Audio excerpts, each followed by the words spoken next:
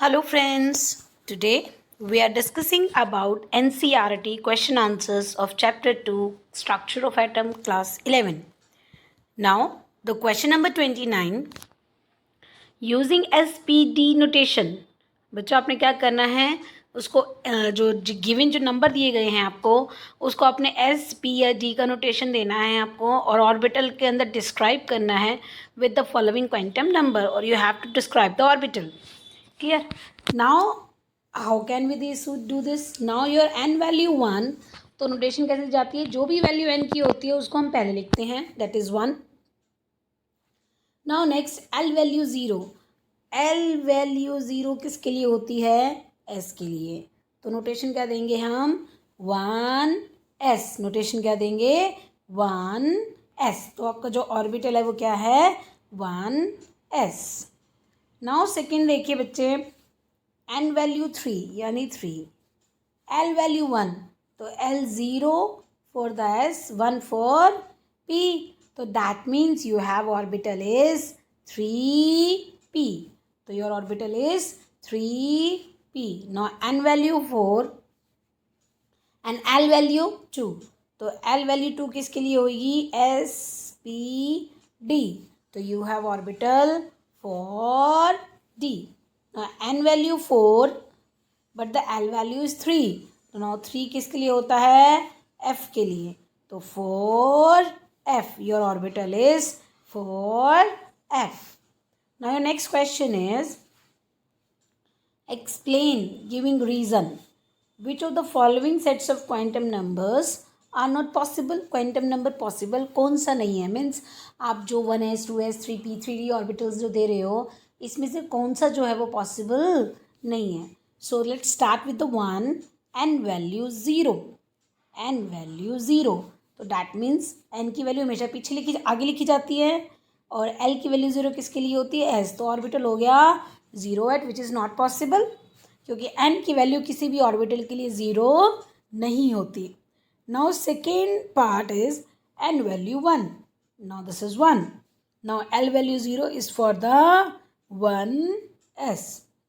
So your orbital is 1s. That means this is possible.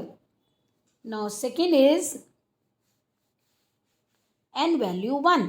बिल्कुल ठीक बात है. Now L value 1 किसके लिए होगी? P के लिए. Now your orbital is 1p. But for the p orbital, क्योंकि p की वैल्यू भी 1 हो गई है और n की वैल्यू भी क्या हो गई है? 1. n is not equal to l value, और अगर दोनों इक्वल हो जाते हैं तो that means this orbital is also not possible. Now next n value 2, n value 1. Now 1 means p. 0 1, 1 means p. That means this orbital is possible. 2p orbital is possible. Now here n value 3, L value is also 3 which is not possible. अभी हमने देखा same question में कि n की value equal possible नहीं होती. Now see n value 3, L value 1 यानी 3p orbital which is possible. So 3p orbital is possible. Now next question, how many electrons in an atom may have the following quantum numbers. अगर ये quantum number आपको दे दिया जाए तो आपको बताना उसमें कितने इलेक्ट्रॉन होंगे. तो n value 4 but m value is half. n value 4 for the n value half for a given orbital. अगर आपको कोई वैल्यू दे रखी है n की बट l की वैल्यू नहीं है, l की वैल्यू नहीं है, तो you can find out the number of electron by the formula of 2n square. किससे निकाल सकते हैं बच्चे? 2n square. तो कैसे निकालेंगे? 2 4 स्क्वेयर, 4 4 जा 16 एंड 16 2 जा 32. डैट मीन्स आपके इस ऑर्बिटल में कितने होंगे? 32. Now here n value 3 but you have the l value. हम ये फॉर्मूला भी लगा सकते थे बच्चे पर हमने ये नहीं लगाया. क्यों? Because we have the l value. तो l वैल्यू कितनी है? 0. और 0 हम किसके लिए लेते हैं? 3s के लिए. और 3s में ऑर्बिटल कितने होते हैं? 1. और 1 ऑर्बिटल में कितने इलेक्ट्रॉन फिल कर सकते हो? 2. सो इन वो orbital you can fill the 3 electrons. Clear? Clear? Now question number 32.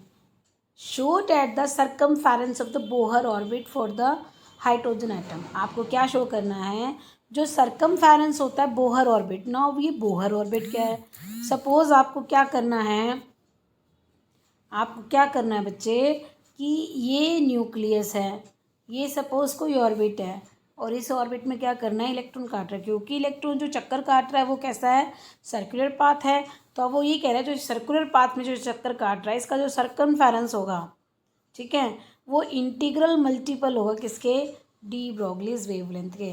The circumference of this hydrogen atom is the integral multiple of the D Broglie's wavelength associated with the electron revolving around the orbit. Now for solving this question, we know circumference means, what is the circumference? Circumference the circular path, और कि circular path का circumference क्या होता है, 2 pi r. Now we have to calculate. How can we calculate?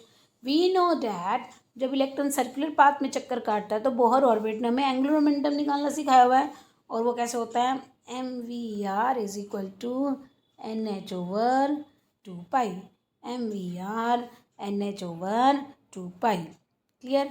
Now R को तो अब हमने क्या सॉल्व करना है बच्चे, और हमने वेवलेंथ पता है कितनी है. वेवलेंथ क्या होती है, वेवलेंथ पता है, lambda is equal to H over MV, और एंगुलर मोमेंटम का फॉर्मूला क्या था, MVR is equal to NH over 2 pi. Clear. Now वो कह रहा है वेवलेंथ और momentum equal angular momentum, so we can equate it, है ना. Lambda is equal to MVR, और you can say H over MV is equal to NH over 2 pi. हम इसको इक्वेट कर सकते हैं, है ना. MV की वैल्यू हम निकाल सकते हैं H ओवर लैम्डा. तो नाउ वी नो डैट कि MV की जगह अगर मैं H ओवर लैम्डा डाल दूँ, MV की जगह मैं क्या डाल सकती हूँ, H ओवर लैम्डा. तो यहाँ से अगर मैं सर्कमफेरेंस निकालूंगी वो किसके इक्वल आएगा, इंटीग्रल मल्टीपल ऑफ वेवलेंथ. समझ में आया. हम कैसे कर सकते हैं, हमें क्या करना है, बोहर मॉडल का सबसे पहले क्या लेना पड़ेगा, एंगुलर मोमेंटम. एंगुलर मोमेंटम क्या होता है, MVR is equal to NH over 2 pi. क्योंकि वो कह रहा है कि उसके सर्कमफेरेंस को इंटीग्रल मल्टीपल ऑफ वेवलेंथ करना, डी ब्रोगलीज. तो फिर हमारे पास बात आती है डी ब्रोगलीज. डी ब्रोगलीज कहता है हम तो वेवलेंथ ऐसे निकालते हैं, H ओवर MV. क्लियर. ना मुझे MV निकालना है तो मैं यहाँ से MV कैसे निकालूंगी, H over lambda. Now put this value in this, put this value in this. Now how can we see this, तो lambda R over lambda is equal to NH over 2 pi. NH over 2 pi. Now here when you cross multiply this 2 pi r, क्योंकि H से आपका क्या हो जाएगा, H cancel. जब आप cross multiply करेंगे 2 pi r किसके इक्वल हो जाएगा, इंटीग्रल मल्टीपल ऑफ वेवलेंथ. तो here this is your integral multiple of wavelength, और here 2 pi r represent the circumference. Now next question. Transition in the hydrogen spectra would have the same wavelength. कौन सी ऐसी transition होगी किसमें hydrogen eight spectra में जिसकी same wavelength होगी as in the Balmer transition. किसमें होगी, बैल्मर ट्रांजिशन में. N is equal to 4 to N is equal to 2. कि भाई जो वेवलेंथ इस बैल्मर ट्रांजिशन में यूज़ की जाती है यही सेम वेवलेंथ कहाँ यूज़ होती है, हाइड्रोजन एटम के स्पेक्ट्रा में होती है. लेकिन हमें वो बस वो हाइड्रोजन एटम की सीरीज़ निकाल के आनी है. और वो सीरीज़ क्या होगी, वी नो डैट, चाहे वो हीलियम हो चाहे वो हाइड्रोजन हो, हम कैसे निकालते हैं, that 1 by lambda is equal to R 1 by N1 square minus 1 by N2 square into Z square. R 1 by 2 square minus 1 by 4 square into 2 square, and your formula solve like this. Now by solving this you will get the wavelength, that is 4 by 3 r. You will get the formula 4 by 3 r. Lambda की value क्या आ जाएगी, 4 by 3 r. Now ये lambda अब use हो रही है hydrogen के transitions के लिए, है ना। तो हाइड्रोजन की ट्रांजिशन का फॉर्मूला क्या होती है, आपको पता ही है, हम क्या निकालेंगे। Same again I will take this formula, R is equal to 1/n1² minus 1/n2²। अब क्योंकि वो वेवलेंथ यूज़ हो रही है तो हम इसको यहाँ पे यूज़ करेंगे, 3R/4 ना। यहाँ से R कैंसिल हो जाएगा ना। 1/n1² माइनस 1/n2² किसके इक्वल हो जाएगा, 3/4। Now by putting this value, n1 की वैल्यू 1, n2 की वैल्यू 2। नाउ जब आप ये पुट करेंगे तो you will get the answer again 3/4 and you will solve it. Now your next question is calculate the energy required for the process. ये आपका process है, आपने इसमें क्या निकालनी है, एनर्जी। अब कैसे एनर्जी निकालना for this process, ionisation energy. We know that helium positive किस में जा रहा है, हीलियम 2 पॉजिटिव में, और हमें पता है ग्राउंड स्टेट जो हाइड्रोजन की होती है ये। तो we can use a simple formula कि आयनाइजेशन अगर एनर्जी आपको निकालनी है तो आयनाइजेशन एनर्जी हम कैसे निकालेंगे, ionisation energy of hydrogen multiply by Z² multiply by Z²। ना हाइड्रोजन की कितनी है, 2.18 10⁻−18। Z² की वैल्यू क्या हो जाएगी, हीलियम के लिए है तो 4। तो you will get the answer. I hope you will see this clear. So I hope you get this answer. Now next question is 35 question. Now if the diameter of carbon atom is 0.15 mm, diameter क्या है carbon का 0.15, तो मान के चलो ये carbon का atom होगा, ये रेडियस होगा, डायमीटर कितना दे रखा है 0.15 नैनोमीटर का, and the number of carbon atom निकालो, calculate the number of atom which can replace. मतलब ऐसे कितने atom side by side by लगाते जाओगे, ठीक है, और जो लेंथ पूरे कितने की हो जाए, 20 सेंटीमीटर की, मतलब 20 सेंटीमीटर में। तो अब आपको ये नहीं लगा बेटा, इस पूरी लेंथ में अगर मैं इतनी जगह देखूँ तो ये इस कार्बन ने ली हुई है, तो इस कार्बन कितनी जगह लेगा, 0.15 की, ठीक है। जब इतना एरिया एक लेता है तो इतना एरिया कौन लेगा, कितने एटम लेंगे। तो क्या मैं इसको ऐसे लिख सकती हूँ, 0.15 इंटू 10⁻⁻9 मीटर, ठीक है।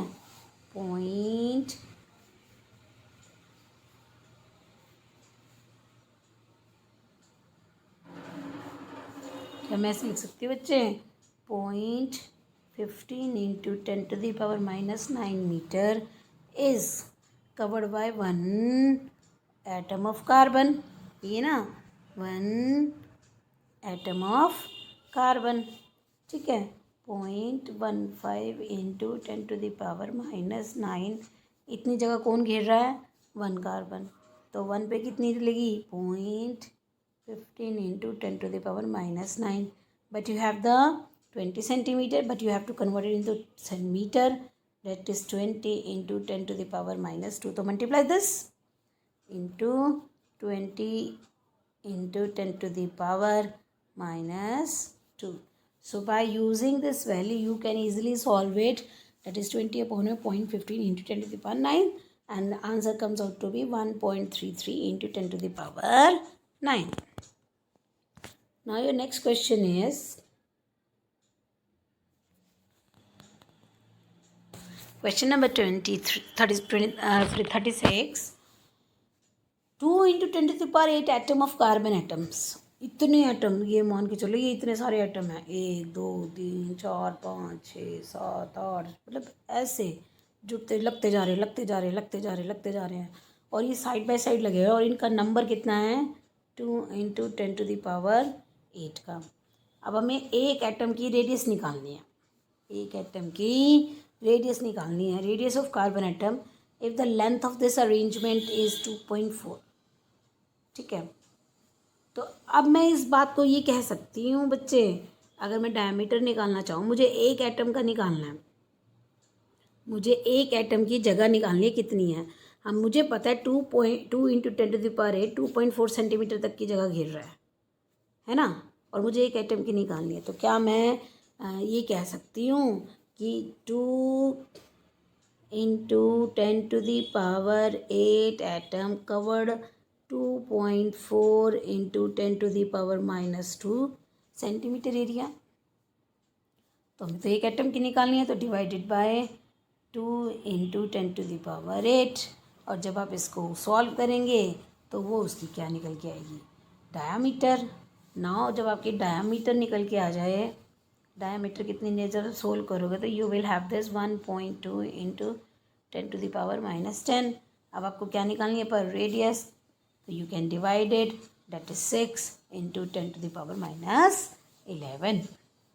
Now your next question, 37th question, diameter of the zinc atom। ये आपको डायमीटर दे रखा है जिंक के एटम का। रेडियस तो सिंपल सी बात है, डायमीटर कैसे, रेडियस कैसे निकालेंगे, डायमीटर डिवाइडेड बाय 2। तो रेडियस कितना हो जाएगा, 2.6 है तो 1.3 आर्मस्ट्रॉन्ग। लेकिन निकालना किस में है, पिकोमीटर में, पिकोमीटर में निकालना है ना। तो वी नो डैट वन, जो डायमीटर हमें दे रखा है आर्मस्ट्रॉन्ग में, तो 1.3 इंटू 10⁻⁻10। क्लियर। लेकिन मुझे करना है पिकोमीटर में, पिकोमीटर होता है 10⁻⁻12। How is it possible. तो पहले आपने इसका 10 निकालना है, क्योंकि अगर मैं इसमें नीचे 100 ले लूँ, है ना, 100 ले लूँ तो ये आपका 2 zeros ऊपर जाके -12 हो जाएगा। सो जब ऐसा होगा तो you will get the answer 130 picometre. Number the atom present in the length. अब क्या कह रखा है आपको, 1.6 सेंटीमीटर की लेंथ है जिसमें जिंक एटम लगाए हुए हैं साइड बाय साइड। तो आपको नंबर ऑफ एटम्स निकालने हैं। तो क्या मैं ये कह सकती हूँ, एक एटम का रेडियस तो तुमने निकाल लिया, एक एटम का रेडियस तो आपने निकाल लिया। सो क्या मैं ये कह सकती हूँ कि जो लेंथ होगी अरेंजमेंट की 1.6 है, डायमीटर हमें पता है 2.6 है, तो एक एटम 2.6 इंटू 10⁻10 मीटर की एरिया कवर कर रहा है।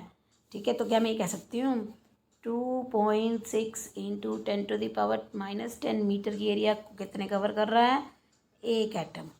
तो मुझे किसने निकालना है, मुझे किस चीज़ का निकालना है, नंबर ऑफ जिंक। मुझे किसका निकालना है, नंबर ऑफ जिंक का। तो इतने पार्टिकल्स की एरिया कितनी है, 1.6। ठीक है, और इसको मीटर में लेना है तो 10⁻⁻2। अब इतने का मुझे पता है, मुझे तो सिर्फ किसका निकालना है, ओनली नंबर ऑफ एक एटम का। तो 1.6 into 10⁻⁻2 divided by 2.6 into 10⁻⁻10 and you will get the answer, that is 6.153 into 10⁻7। Now next question is,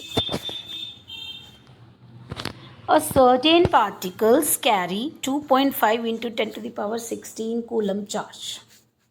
ठीक है, एक पार्टिकल के ऊपर इतना चार्ज है। Calculate the number of electron. This is very easy, you have studied this concept in the class 10, that is charge is equal to Ne। This is called the quantization of charge। You have to calculate the number, that is Q by E। Q value 2.5 into 10⁻16। हाँ जी।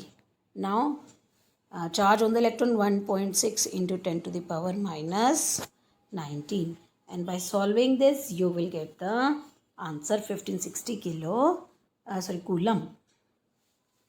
Now Millikan experiment में static electric charge on the oil droplets has been obtained by shining X-ray। static electric charge oil droplet के ऊपर निकाला गया। ठीक है, और charge जो है ऑयल ड्रॉपलेट पे कितना है, -1.28 टू 10⁻18। तो हमें अगेन क्या निकालना है, नंबर ऑफ इलेक्ट्रॉन्स। तो कैसे निकालेंगे, Q is equal to Ne और Q बाय E। Q कितना है, 1.28 to 10⁻18। Charge on the electron is 1.6 into 10⁻19। By solving this you will get the answer, that is 8। Now your next question is, in Rutherford experiment, generally thin foil of heavy atoms like gold, platinum have been used to bombarded by the alpha particle। जब हम Rutherford का alpha experiment देखते हैं, alpha particle experiment देखते हैं, तो generally जो foil ली जाती है वो थिन हैवी मेटल्स की लेते हैं। लेकिन थिन हैवी मेटल्स की कैसे, गोल्ड की वो फॉइल ले ली और हमें प्लैटिनम की ले ली, लेकिन क्योंकि उसके ऊपर ही हमने क्या बम्बार्डमेंट करनी होती है, अल्फा रेज की।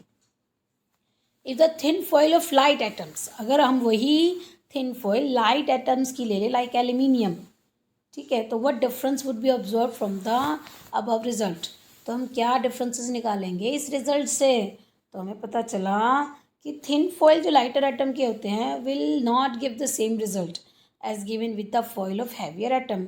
Lighter atom would be able to carry very little positive charge, क्योंकि उसके ऊपर क्या चार्ज होता है, बहुत ही कम होता है, लाइटर पार्टिकल्स पे चार्ज बहुत कम होता है, hence they will not cause enough deflection. Positive charge है, रिफ्लेक्शन ऑफ फोर्स कम लगेगा, तो उनके अंदर इतनी डिफ्लेक्शन नहीं आएगी जितनी डिफ्लेक्शन हैवी चार्ज पार्टिकल से आएगी। Now see the question number 24 symbols. हमने ये सिंबल दिया ब्रोमीन 3579 और एक लिखा ब्रोमीन 3079, एक लिखा ब्रोमीन 7935 और लिखा bromine 35, which is not acceptable answer briefly. मतलब ये तो हम एक्सेप्ट कर सकते हैं लेकिन ये नहीं एक्सेप्टेबल होता। क्यों? क्योंकि जब भी हम कोई सिंबल लिखते हैं सिंबल के नीचे उसका एटॉमिक नंबर लिखा जाता है। ठीक है, एटॉमिक नंबर कहाँ लिखा जाता है? नीचे, ऊपर लिखा जाता है मास नंबर। ठीक है, so that's why this is not applicable. ना एक एलिमेंट है जिसका मास नंबर कितना है 81, मास नंबर कितना है 81 एंड कंटेन 31.7% मोर न्यूट्रॉन्स। एक एलिमेंट है, मास नंबर है 81, 37.7% और भी ज़्यादा न्यूट्रॉन है as compare to proton. Proton से इतने ज़्यादा हैं, तो पहले हम प्रोटॉन मान लें बेटा एक्स, मान के चलते हैं उसके अंदर प्रोटॉन क्या है एक्स, तो न्यूट्रॉन्स तो हमें साफ पता चल जाएगा कितना, प्रोटॉन का 31.7% एक्स्ट्रा, प्रोटॉन का 31.7% एक्स्ट्रा, तो you will get the neutrons, but we know that mass number is equal to proton plus neutron. जब आप इन दोनों को ऐड करेंगे और किसके इक्वल करेंगे 81, see this x number of protons 1.317 x क्या है नंबर ऑफ न्यूट्रॉन्स। जब आप इन दोनों को इक्वल करोगे 81 you will get the x value and the x is the number of protons.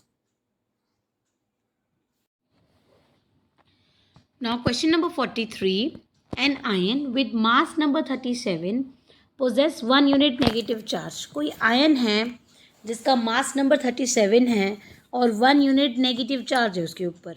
ठीक है, और आयंस के अंदर 11.1% मोर न्यूट्रॉन्स है इलेक्ट्रॉन से।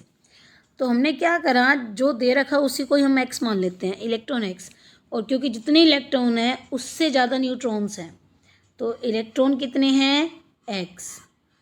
ठीक है, और इलेक्ट्रॉन से 11.1% ज़्यादा क्या है आपके न्यूट्रॉन्स। तो once you will get this, अब हमें क्या कह रखा है mass number.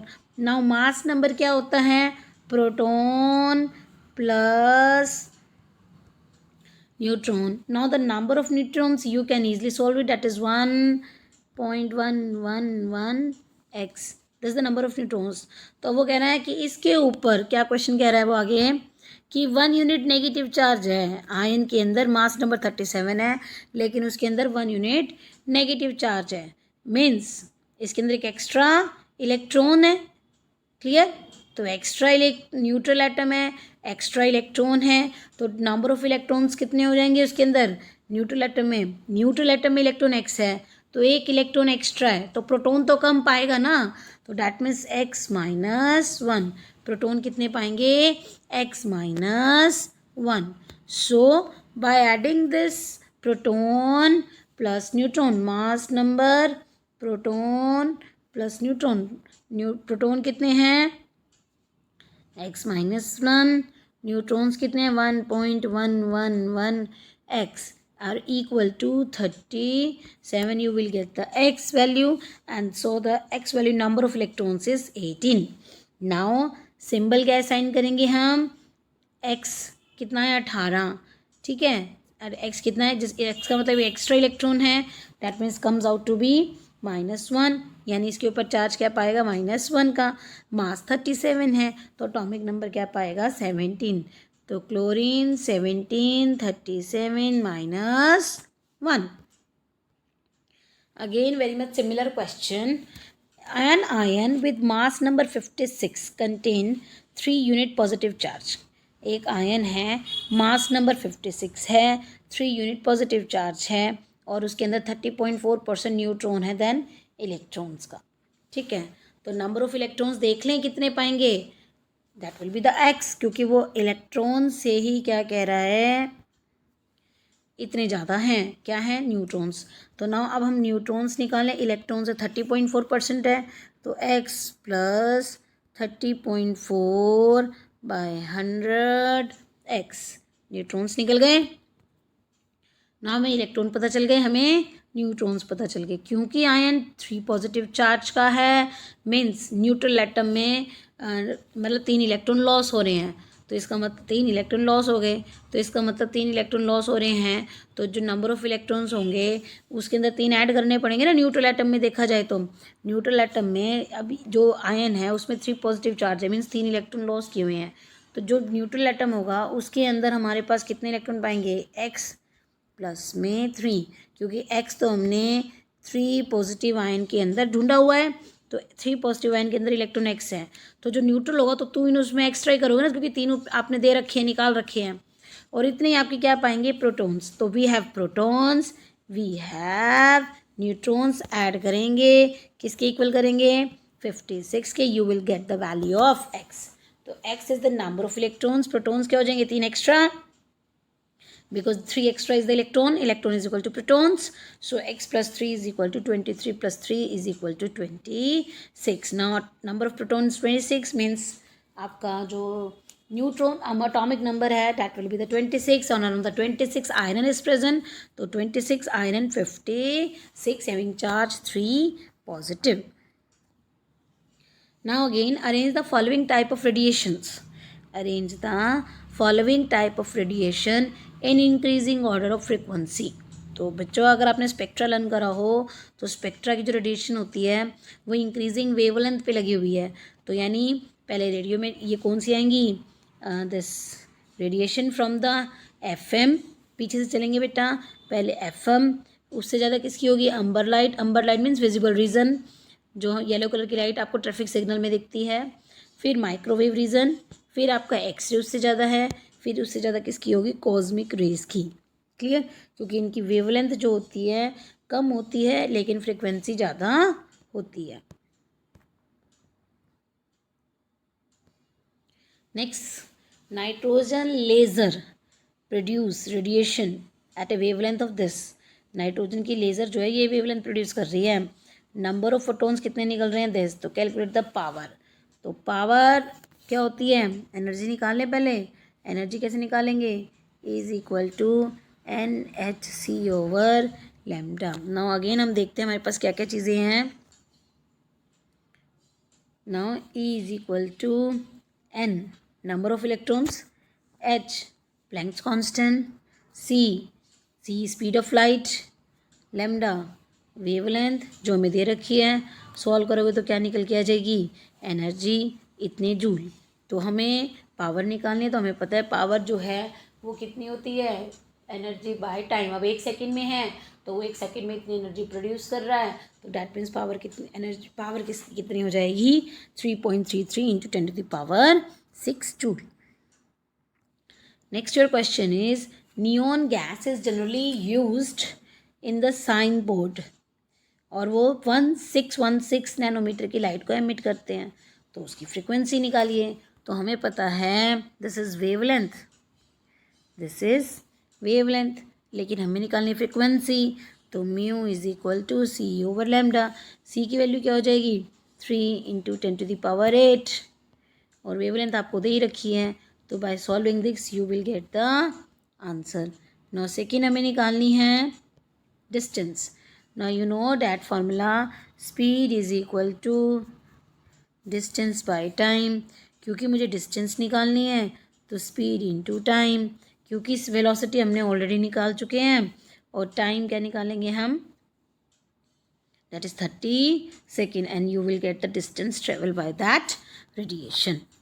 Now next is energy of the quantum. अब हमें क्या निकालनी है, एनर्जी, एनर्जी में पता है E is equal to H nu, energy कैसे निकलेगी, E is equal to H nu, H हमें पता है, फ्रिक्वेंसी हमारी निकल चुकी है, तो एनर्जी ऑफ क्वांटा क्या हो जाएगी, दिस वन. नाउ अब हमें एनर्जी निकालनी है ओनली सिंगल फोटोन की. तो हमें पता है ये जो एनर्जी आपको दी है वो सिर्फ एक फोटोन की है. ठीक है, ये एनर्जी कितने की है, एक फोटोन की है. तो 2 जूल में कितनी एनर्जी निकलेगी, आई बात समझ में, क्लियर हुआ. This photon this joule of energy present in 1 photon. तो 1 जूल किस में होगा, हमें तो किसकी निकालनी है, 2 जूल की. तो 1/32.27 10⁻20 मल्टीप्लाई बाय 2. तो 2 जूल में हमें पता चल जाएगी कितने क्वांटा रिलीज होंगे, 6.2 10⁻18. Now your next question is astronomical observation. Signal observed from the distant stars are generally weak. दूर से जो सिग्नल्स आ रहे हैं लाइट के वो वीक है. तो और एक फोटोन डिटेक्टर है, उसको टोटल जो रिसीविंग हो रही है 3.15 10⁻18 जूल की एनर्जी रिसीव हो रही है और रेडिएशन ही है. तो calculate the number of photon. We have the same formula Planck's quantum theory.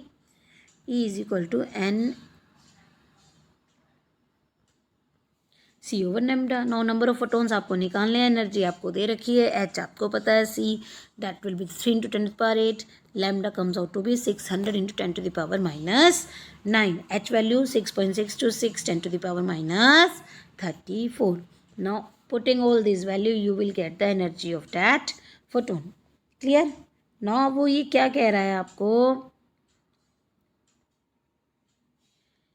ठीक है. तो अगर फोटोन डिटेक्टर टोटल इतने अमाउंट की एनर्जी रिसीव कर रहा है और हमने क्या करा 600 नैनोमीटर से एनर्जी ये निकाल ली 3.313 × 10⁻19.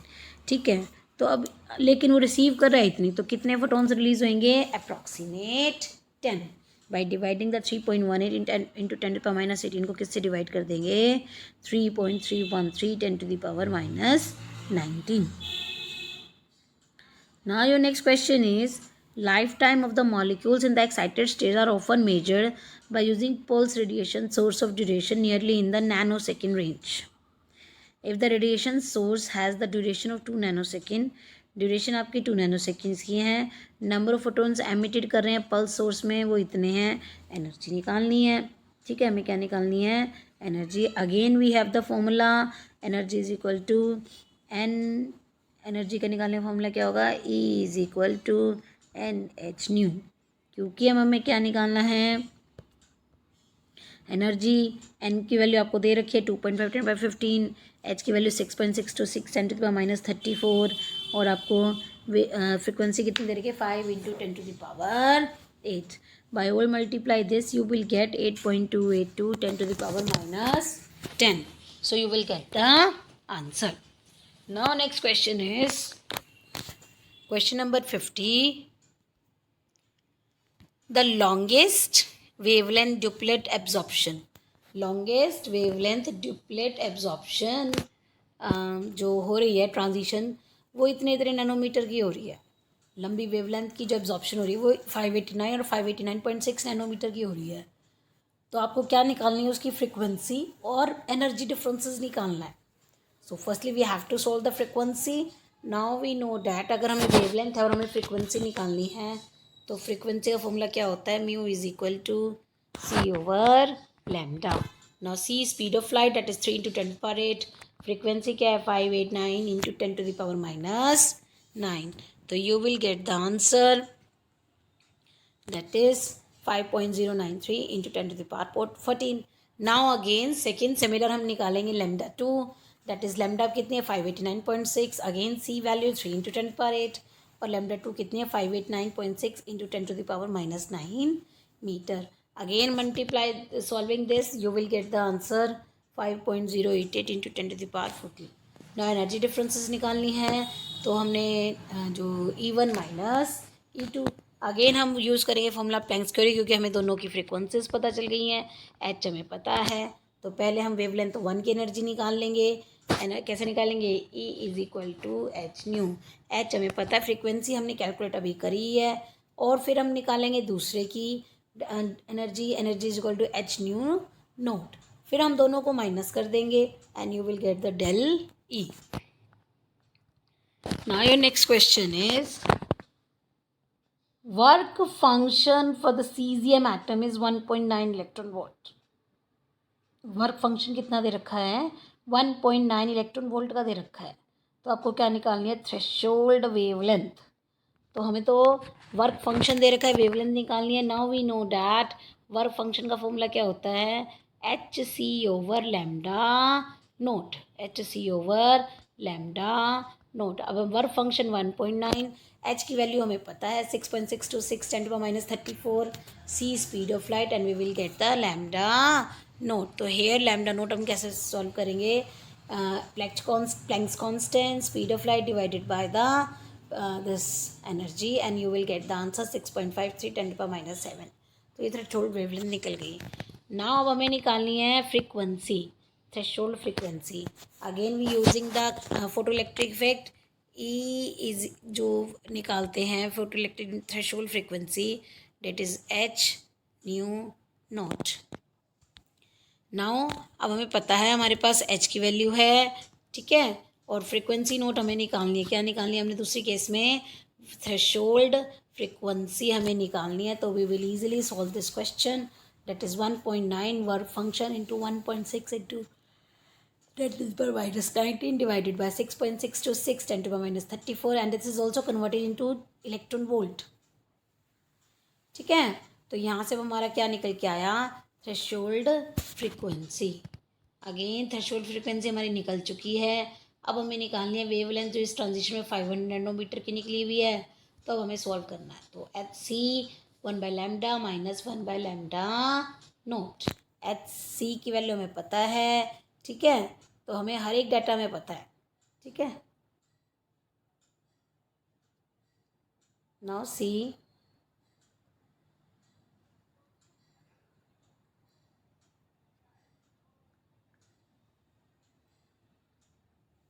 हमें क्या निकालना है बेटा, दिस, अब हमें निकालनी है काइनेटिक एनर्जी। काइनेटिक एनर्जी का फॉर्मूला क्या होता है, जब हम एनर्जी में से वर्क फंक्शन को माइनस कर देंगे, जो एनर्जी हमने मेटल के ऊपर फॉल आउट करी और उसमें से हम थ्रेशोल्ड फ्रीक्वेंसी को माइनस कर देंगे, तो we will get the kinetic energy. Now H की जगह हम लिख सकते हैं H C speed of light 1/λ, C common लेके 1/λ माइनस 1/λ नोट। तो हमें पता है एच की वैल्यू पता है, सी की वैल्यू पता है, तो हम lambda note minus lambda upon में लैम्डा नोट, हमने इसका एलसीएम ले लिया। इसका हमने क्या कर लिया, एलसीएम। नाउ हमें पता है वेवलेंथ कितनी 6.653 की, जो डाली है वो 500 की है। तो हम इससे सॉल्व कर सकते हैं उसकी काइनेटिक एनर्जी। हम क्या सॉल्व कर सकते हैं इससे, उसकी काइनेटिक एनर्जी। तो हम इससे क्या निकाल सकते हैं, kinetic energy. Clear this. Now अब हमें पता है काइनेटिक एनर्जी निकालने का फॉर्मूला क्या होता है, half M V square, half M V square. Now kinetic energy हमने ऊपर अब सॉल्व कर ली, क्योंकि हमें स्पीड निकालनी है। काइनेटिक एनर्जी हमारी क्या निकली थी, 9.3149 10⁻20।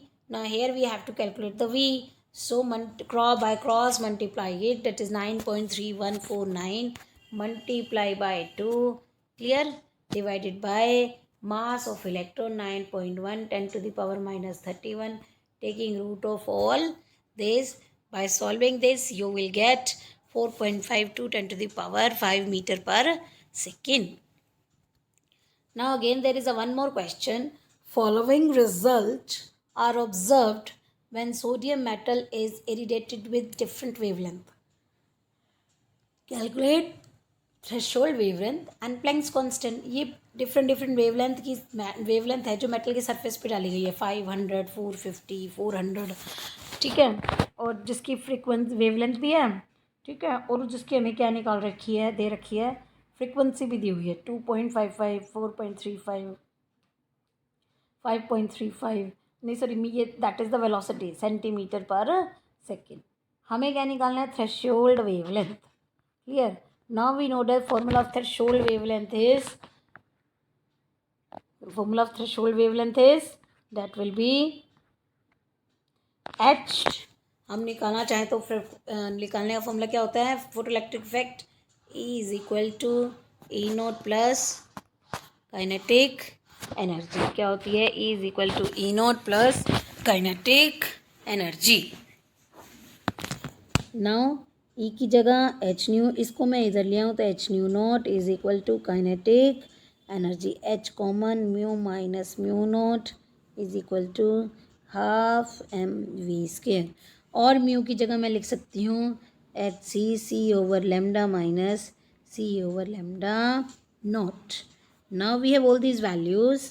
1/510⁻9 माइनस 1/λ नॉट हमें निकाल लिए हैं.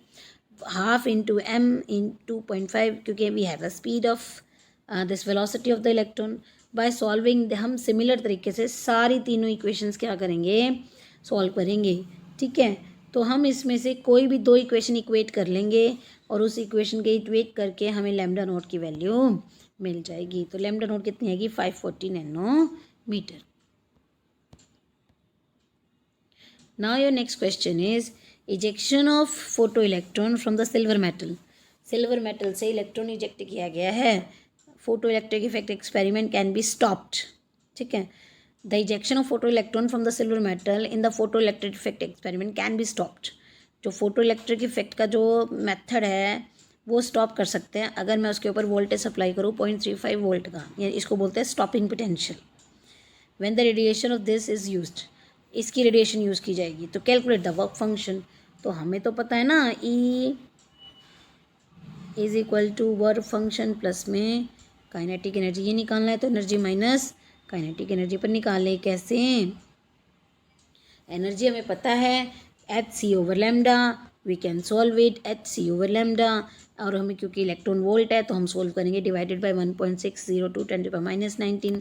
तो ये हमारी एनर्जी निकल के आ गई. इस एनर्जी की लाइट जो है हमने जो है उस मेटल के ऊपर फॉल आउट की थी. नाउ नेक्स्ट, तो potential apply to the silver metal charge to kinetic energy of an photo electron. So kinetic energy comes out to be 0.35. जो आपका स्टॉपिंग पोटेंशियल था, experiment can be stopped by the applying this voltage that is comes to be 0.35. So the work function is energy minus kinetic energy. जो आपकी energy आई है 4.83 और जो stopping potential है 0.35. ठीक है, और bye solving this you will get the answer. Clear?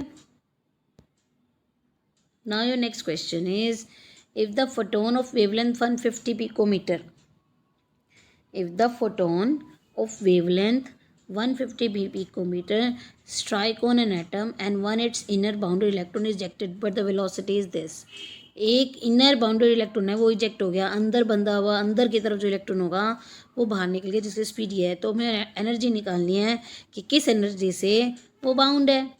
तो अब हमने एनर्जी कितनी सी दी है, again we using the formula E is equal to H C over lambda. H हो जाएगा 6.626 10⁻34. Speed of light 3 × 10⁸. और आपकी वेवलेंथ क्या हो जाएगी 150 picometer. 1 picometer is equal to 10⁻12 meter. तो by solving this you will get this energy. No ejected electron that is half M V square होती है वो, वहाँ से हमें पता चला half M V square M. Speed हमें पता है, हमें इजेक्टेड इलेक्ट्रॉन भी पता चल गया. ठीक है, नाउ अब हमें निकालना है कि किस एनर्जी को यूज़ करके. तो हमें तो वर्क फंक्शन पता है, E is equal to W naught plus kinetic energy. तो जो एनर्जी मिली है उसमें से अगर मैं काइनेटिक एनर्जी को माइनस कर दूं तो मेरा क्या निकल के आएगा, वर्क फंक्शन. सो ये एनर्जी जो हमने सरफेस के ऊपर डाली है ये वो काइनेटिक एनर्जी जो हमने सॉल्व करी है. तो दोनों को माइनस करके we will get the answer. Now ये जूल में निकली है. If you want to calculate in the electron volt then divided by 1.602 10⁻⁻19 and you will get the answer 7.6 into 10⁻³ electron volt. Now next question, emission